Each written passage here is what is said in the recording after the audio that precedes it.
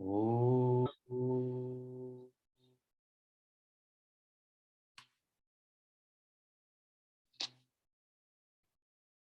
Om Sai Shwaraya Vidmahi Satyadevaya Dhimahi Tanna Sarva Prachodayat.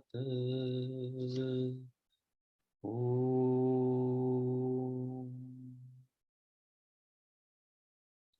Shanti, Shanti, Shanti.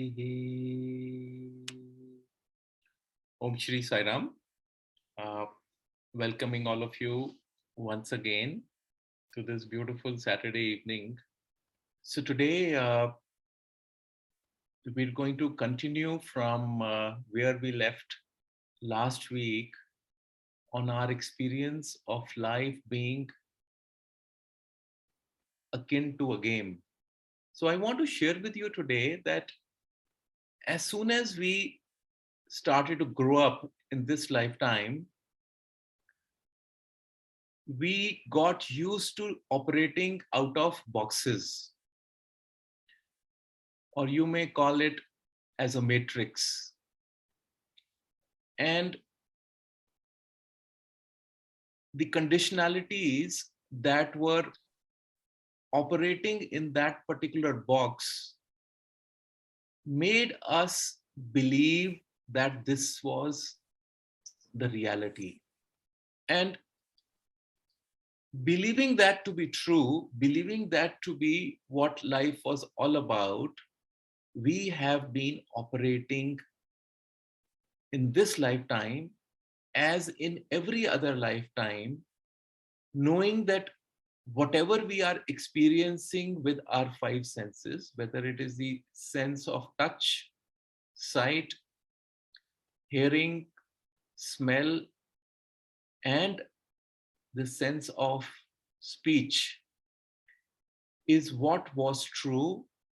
And therefore, we have been negotiating our life through these sensory experiences, believing them to be the truth or believing them to be real.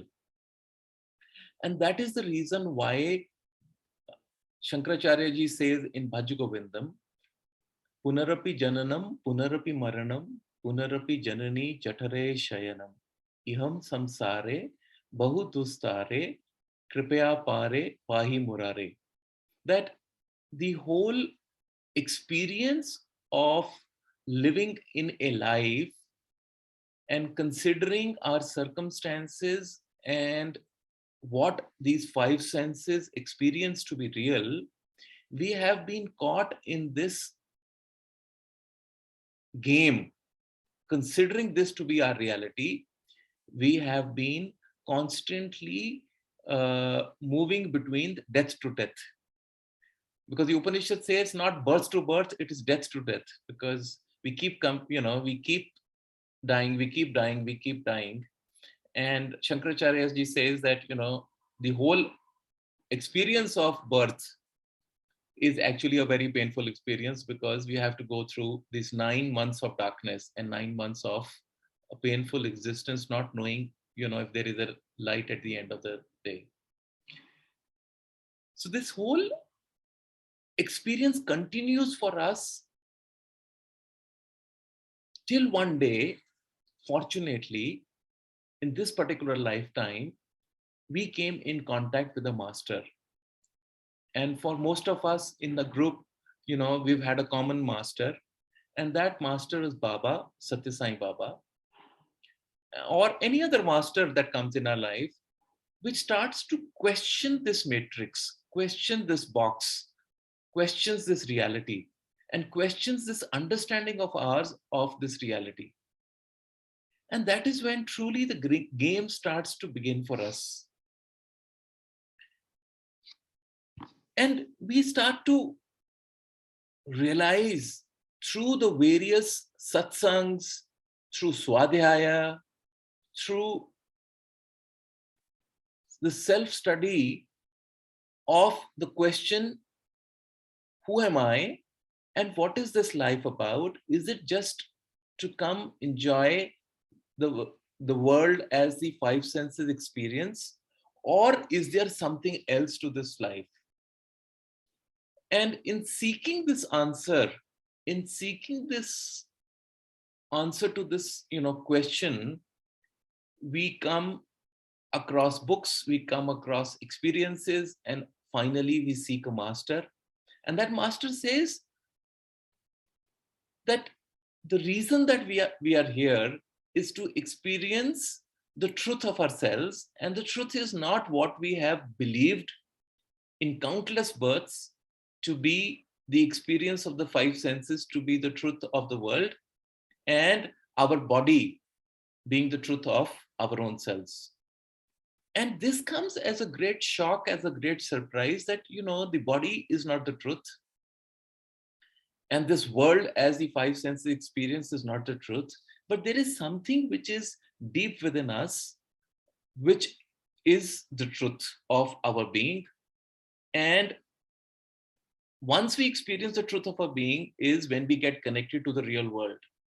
We we kind of, sometimes we keep discussing about this in our sessions as the world of light, where the first time this comes to us, this knowledge comes to us, it is very difficult to understand it, because remember, we've been living in a box, we've been living in a matrix, and we've got so used to it, we got so accustomed to it, that while we hear it, while we listen to the master, it's very difficult for us to actually realize it. And we know it, but we forget it. We know it, but we forget it. We constantly keep flitting between awareness and slipping back into our habit, and slipping back into our automatic ways of living, brought about by our so many previous lifetimes, and the habits of this body, and the habits of our gunas, the habits of our past karmas and our past actions. So we're so strongly conditioned, and we are so strongly caught up in this life of living with the five senses, that while the understanding is there, the understanding has come from a master in whom we have faith, in whom we have trust, but yet we are not able to progress forward. That's the dilemma actually most of us face. And we continue to negotiate this world through the instrument of the five senses that has been provided to us. And therefore, we go through the experiences of sometimes joy and happiness, and even ecstasy, maybe, and sometimes of sorrow and pain. Sometimes when we get into a satsang, or the company of the seekers of truth, we get a kind of a reality check. And for that time, and for some short period after that, we are able to remain in that understanding. However, we soon start to slip back because of the sheer conditioning and the sheer dead habit that we are a prisoner of. So that, to such an extent that it happens with us, that even though we come to holy places and we go and live even in ashrams, we forget the reason why we are living in such a place. We get so much engrossed into doership, which is actually, in my mind, nothing but a passing of time. Because when you are living in this world, as Swami keeps saying, we cannot escape karma. We have to do something or the other. We have to be involved gainfully all the time. However, when we get gainfully employed in doership, what happens to us is that we lose track of the goal of life. What is this goal of life? This goal of life is that there is a spark of divinity, a spark of light, a spark of consciousness that is within each one of us. And this spark of divinity, this spark of consciousness is waiting to be recognized, is waiting to show its presence. And our awareness has to be such that this presence is experienced at all times. That is what we have come to experience. And once that experience comes, we understand that everything in this world, as we see the world from the five senses, the experience begins to change and alter drastically. And you realize the illusion that the five senses have created around us, which we have been considering to be real. And that illusion has starts to go away as we start experiencing the light within us. And that's the reason why I've always been saying, let's step into our light, because only when we step into that light will we get the experience. The experience that we have been so badly caught up in what we thought was the reality.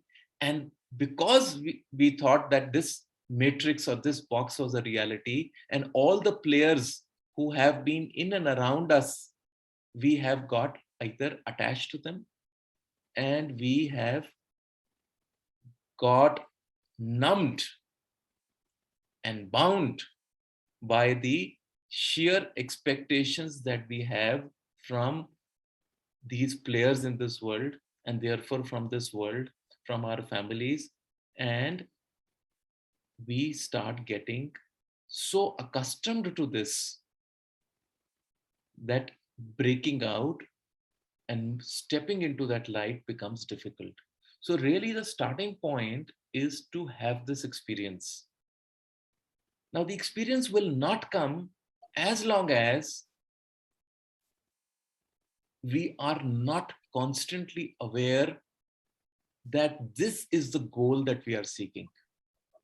See, the goal of life, the goal why we are here, the goal of being present in this moment has to be constantly in the forefront of our awareness. And therefore, each one of us has to figure out their own unique way of how to be in the remembrance or in the awareness of this reality. Because this awareness, once it comes, it starts to shift everything for us. To be in that awareness, we must be clear about the goal. So whether we are in the box of the world, or we are in the box of a spiritual world, or any other box we may be operating in, we have to remind why we are in that box. So let's say, even if we are working, either in our homes, or, in our corporations, or in our businesses, if we were to correct our understanding that we are running a business or we are doing our job not for the purpose of merely earning money, but for the purpose of realizing the goal of life. And that goal being the truth of my being, the divine nature of consciousness which pervades within and without. Then, no matter what we are involved in, engrossed in at all points of time, it does not matter as long as we are aware of what we are in this game for. No matter which matrix, which box we are operating in. If it is a box which is made out of forms and people, then we'll be perennially caught in this matrix. For a lot of us, we had a master, a most beautiful master, most loving master, who we lovingly called as Baba. Some refer to him as Swami. When he stepped out of his body, it was a beautiful opportunity for all of us to experience the presence of that consciousness which we associated with the body, to experience the presence of that with us in our homes, in our places. But soon we got caught up in another form, which was a representation of the presence of the subtle consciousness which we had experienced with our guru, with our master. And one form replaced another form, because we are so used to the matrix of forms. So all the feelings and all the experience we started to have deep inside of us of that divine presence, we started to lose it because we started to go for the experience again in the form. And as we know that there is a third form as a continuation, which is going to appear a little down the line for all of us, if we keep waiting for another form to come in, we will never be able to experience the truth of why we are here. So therefore, we must be very clear. We must call off this game. We must be clear that if this is a game, then this game is about experiencing what is formless. And our form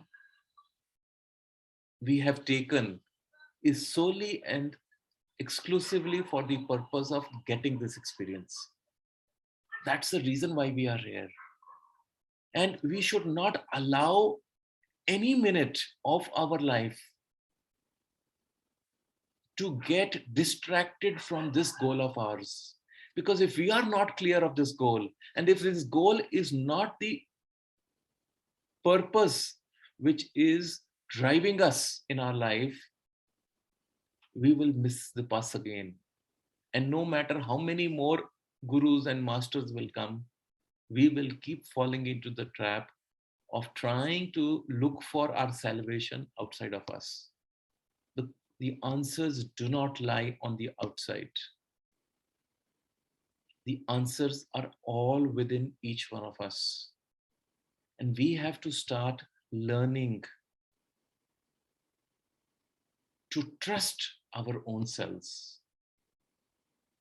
We have to break the box that has held us as a prisoner for so long. We have to shatter this matrix.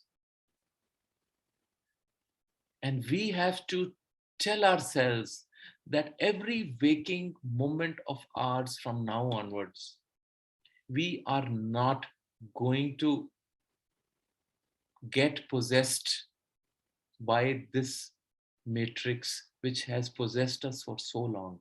At all times we remember this, and if all times we remind ourselves this awareness will step in, this awareness will come. And then it does not matter, once that awareness sets in, then it does not matter where you are, in which country you are, and in your country, whether you are at a home or at a workplace or at a resort or in an ashram, who you are with, what you are doing, whether you are engrossed in your work at home, outside home, or whether you are just spending time in meditation with yourself, it just does not matter. We have to start believing there is a new matrix now, which we have never looked before, and start operating in that matrix, and let the experience of that matrix guide you whether this is the reality or not. Because I don't want you to believe that this is a new idea, this is a new, we're getting out of one trap and getting into another trap. That's not the case. Not being able to go out is because we have not experienced the truth of our own being. We get flashes of intuition, but we get doubts that, if I believe this, if I trust my instincts, am I going to get, go the wrong path? Am I going to have some, you know, hurtful experiences or bad experiences? And these kind of, doubts and questions start to shroud our mind, and we start to give in into the traps of our mind. And the reason why we are having these sessions, the only purpose of these satsangs and these sessions that we have, is that satsang is such a powerful reminder of these truths. And as we keep talking, and as we keep, more importantly, sharing these experiences with each other, they prompt us to go forward in this journey of discovering the truth inside of us, to know that we are not alone, to know that we are in a company, to know that, there are others who have, who are going ahead of us. There are some who are walking with us. There are some who are walking behind us. And that this is a beautiful journey in which this whole family is together. And as we start experiencing this connectedness with this consciousness, we do not need any longer validations, because a lot of times we want validations. We have certain experiences, and then we do not know whether we can trust this experience or not, whether this is somebody's trick or whether it is a trick of my own imagination. And therefore what we want is, we want some signs from the universe to validate to us that this is the truth, that what I'm experiencing is correct, right? And and while that is essential in the starting phase of this journey, as we keep experiencing the joy of this journey, remember, this whole journey of being in your light is actually so joyous. And just because we haven't known the taste of it, because we haven't experienced what kind of nectar this is, we are not able to be in that awareness. So, what keeps me in this awareness is just the sheer joy that I experience of, a lot of times, just doing nothing.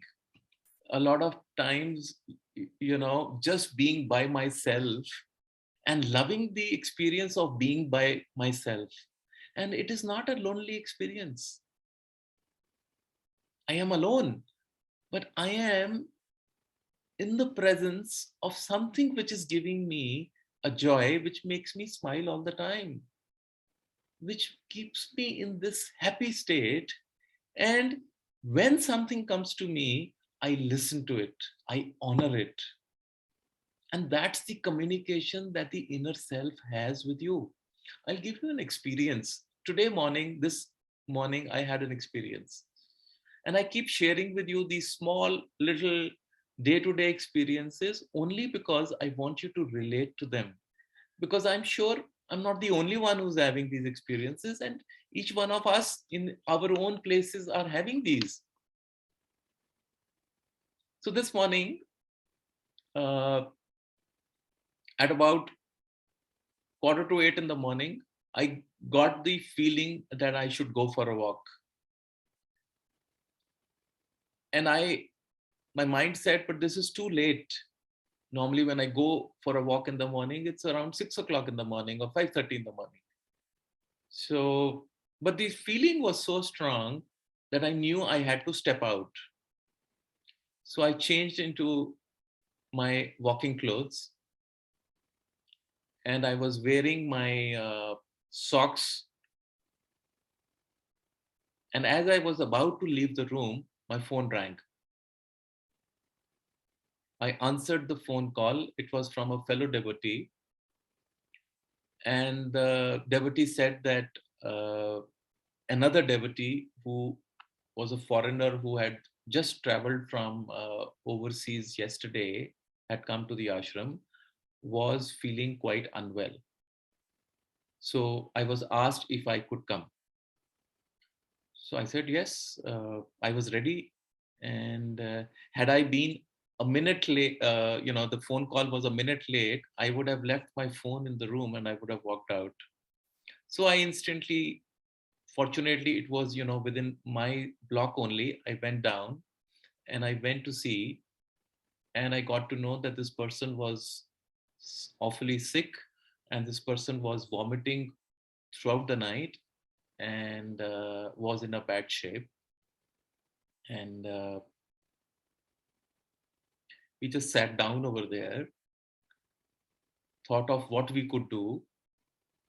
I said, I have some medicines that I can bring from my room. I have some salts which would help this person. But then I said, I heard something from within, and I just said, can you just lie down as you are and just close your eyes? And if possible, can you focus on your third eye? For 10 minutes, I just closed my eyes. And after 10 minutes, as we finished the whole experience, the person said that the person was now feeling well, and there was no need for any medicines to be taken. However, I still kept the medicine for the person along with the salts and some fruits. And next is, when I checked with the person was when I took food for the person, because I'm staying in the same block. I thought that's a great seva opportunity for me to cook some lentil and rice, or khichdi as we call it. And at 12 noon also the person was doing very well. Now the reason I'm sharing with you is that, look, the consciousness just knows what needs to be done. The consciousness prompts you. I was ready. I did not waste even in 30 seconds of the phone call. I was with the person. And within, 12 minutes, the person was feeling well, right? How does the consciousness know in advance that you have to be ready because you're going to be called? I thought I'm going for a walk, right? But I was called somewhere else. I never went for my walk. And you just start trusting this inner feeling. You don't doubt it. Doubt comes, remember, from the mind. And the mind is the one which creates confusion. Mind is the one which creates chaos. Mind is the one which is constantly trying to divert your agenda. But if you are tuned in, and if you are aware of that, and if you are constantly following it, this following this intuition of yours, this feeling from within, requires some training. It requires constantly following it. So what if you make a mistake? In maybe sometimes it's your mind telling you something, but you confuse it that it is your intuition. But the only way to find out is by doing it. You will start to know the difference between, is it your mind or is it your that so the mind gives you thoughts, as I told you last time, and the intuition gives you a feeling. It's the energetic connection. Everything in this universe is energy. And this energy is very clearly experienced by those who are connected to themselves. and they understand that this energy is relating to us, is communicating to us. And the positive energy relates to us in a different way. The negative energy, when it comes to us, we exactly and instantly know that it is unwanted. We feel that airy feeling around us. We feel uncomfortable when negative energy comes to us. And whenever you have a experience when you feel some negativity or some negative energy which does, where you are feeling uncomfortable, just cross your arms like that and tell the energy, I don't accept you, right? Go back. And it will never bother you. But understand that this whole universe is a play of energy. And there is a power source of energy inside each one of us. And that's the reason why we are all together. To experience this energy, which is now becoming more and more defined, more and more prevalent, because the consciousness is being raised. And my simple and most humble attempt, but that's the role that the consciousness has provided to me as of today, is to help others to experience this energetic connect. Till how long I have this role, I don't know. Am I successful or not? I don't know. Do I care whether I'm successful or not? I don't. I am simply doing what I am being not just guided, compelled from within to do. I cannot, even if I didn't want to, I cannot stop it, because it's coming from the depths of my being.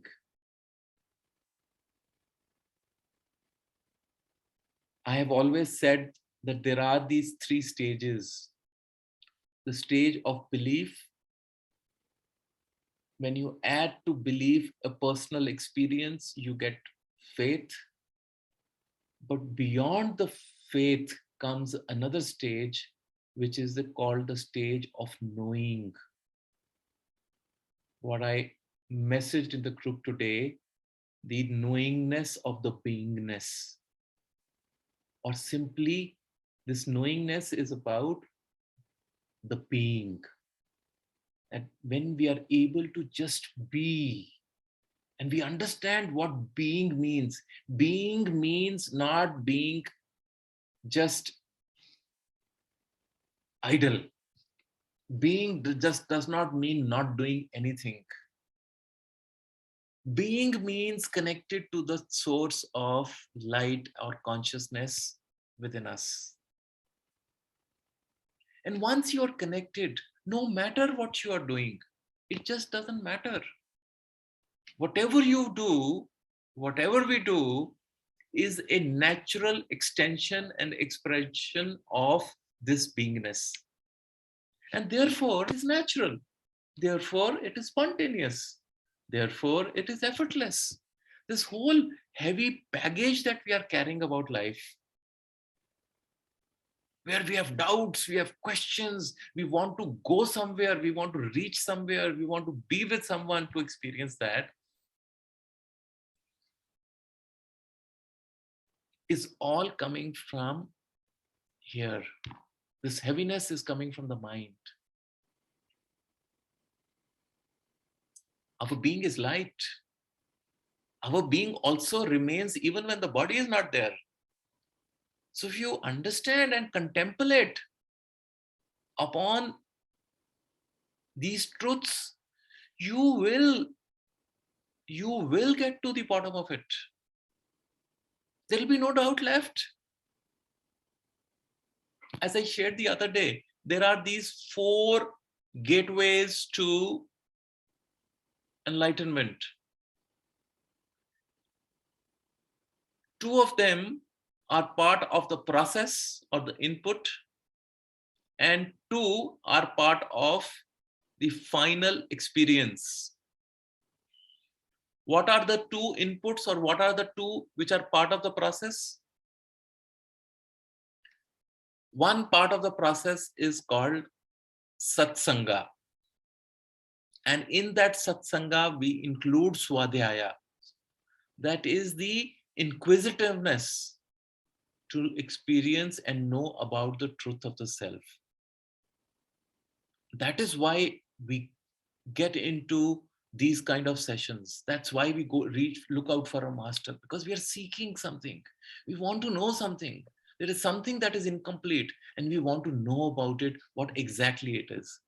Therefore, they say the most important role given in the journey towards the experience of our divinity is satsanga. And the second one is called vichara, or contemplation, or self-inquiry. That examining what you have picked up in satsanga, examining and following and refining it to that extent that you have absolute clarity about what you have understood, and then putting that into practice in your life, because that is when the experience will come. And then what are the other two gateways? These are what, as I called, as the output, or what is the state of being, which tells you if you are reaching your goal or not. And these are, one is santosha, or contentment, or the feeling of being self-satisfied, and the second one is shanti, or peace. That the time when you start to feel at that feeling of deep peace, and you feel constantly in the state of being contented. You're contented. You're just contented being who you are. You're so contented in your body. You're so contented with what you're doing. You're so contented with where you are. You are no longer affected by your environment. That is when that self-satisfaction or contentment comes in. And whenever you will be in that kind of a feeling, you will always experience, along with that, a sense of deep peace. That peace which is not shattered by who you are meeting, what is the experience, that peace which remains with you, and you always feel so good about it. Know that you have entered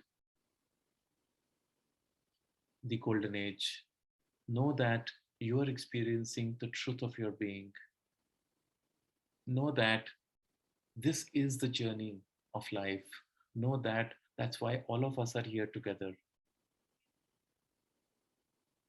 Right? It's like a trekking expedition.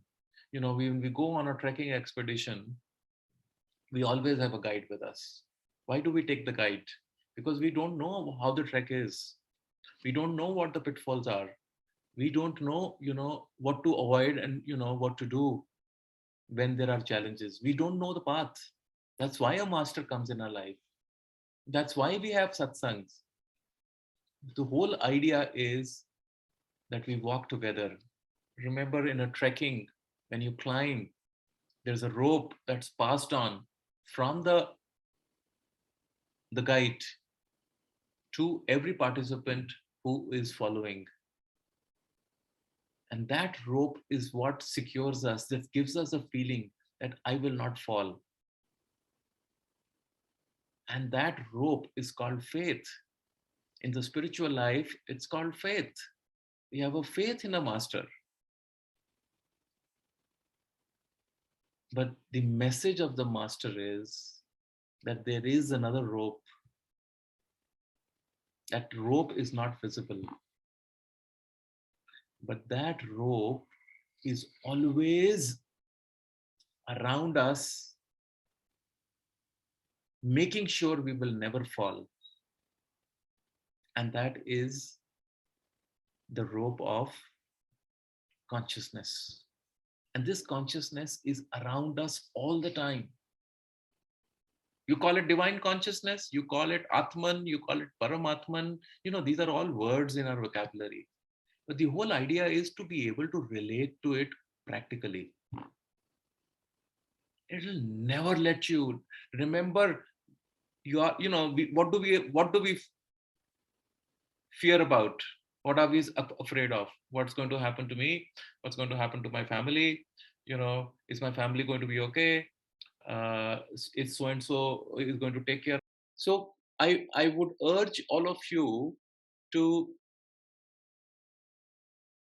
try to break your matrices and try to get out and remember why we are here and what this journey is all about.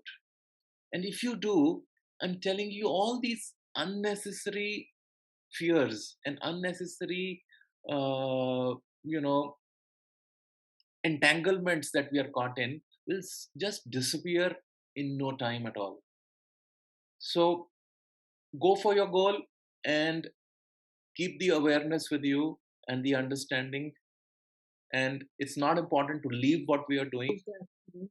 What's important is to be aware of why we are into what we are into. So, with that, I'd like to close today's session. And I hope we've been able to cover a little more deeper into the understanding of what this beautiful journey of life is all about. And I thank all of you for being here today. And I hope we are able to experience this light uh, very soon, for the times are changing and the times are now conducive for us to have this first hand experience.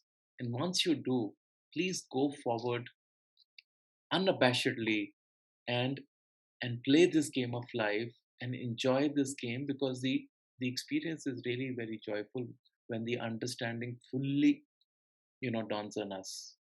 So thank you so much. God bless you all.